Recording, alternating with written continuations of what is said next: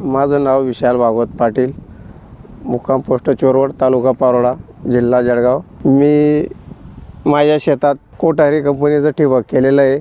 ते चांगलं उत्तम क्वालिटीचं आहे, त्याच्यामुळे माझ्या उत्पन्नामध्ये खूप काही फायदा झाला। त्याच्यामुळे इतर ठिबकांपेक्षाही त्याची चांगली क्वालिटी आहे, त्याच्यामुळे माझ्या उत्पन्नामध्ये थोडी वाढ झाली। कपाशी ही खूप चांगल्या प्रकारे त्याच्यामुळे माझं उत्पन्न वाढलं। खूप चांगल्या प्रकारे त्याचं खत वगैरे म्हणजे आपल्याला ज्याप्रकारे ड्रीपद्वारा कुठलं मटेरियल वगैरे द्यायचं ते खूप चांगल्या प्रकारे देता येतं त्याच्या थ्रू।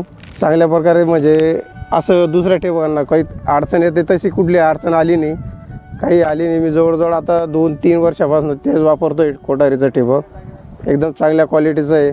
पिकाची वाढ एकदम एकसारखी होती सर्व, आणि ड्रीप एकसारखे चालतात सर्व, असं कुठं काही नाही, कमी जास्त पाणी नाही, काही नाही। सर्व ड्रीपांना एकसारखं पाणी मिळतं, सर्वांना एक समान।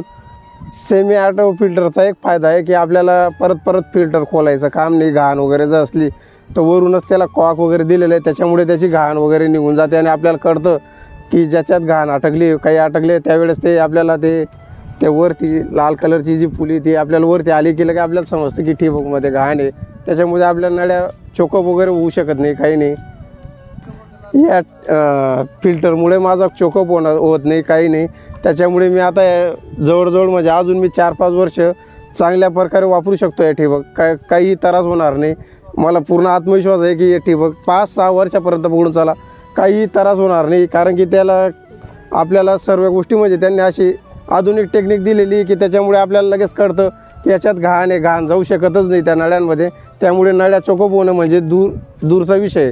कुठल्याही दुसऱ्या पिकासाठी आपण वापरू शकतो, गव्हासाठी वापरू शकतो, कांद्यासाठी वापरू शकतो, नंतर आपल्याला ज्वार वगैरे टाकायची त्याच्यासाठी वापरू शकतो।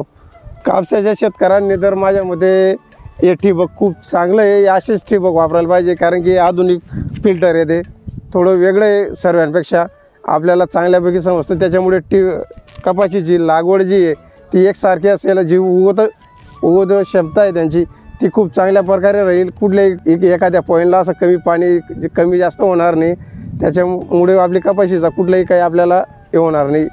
शेतकऱ्यांनी ठिबकचा वापर हा लागवडीपासून तर कपाशी निघते तोपर्यंत केला पाहिजे, आणि नंतर शेतकऱ्याने त्याच्या ड्रीपद्वारे खताचा वापरही केला पाहिजे। कारण की त्याच्यामुळे आपल्या उत्पन्नामध्ये चांगल्यापैकी भर पडेल, आणि आपल्या जिल्ह्यात अशी परिस्थिती आहे की लोक काय करतात की उगवण्यापुरता लावतात, नंतर काढून घेतात। तसं काही करायला नको।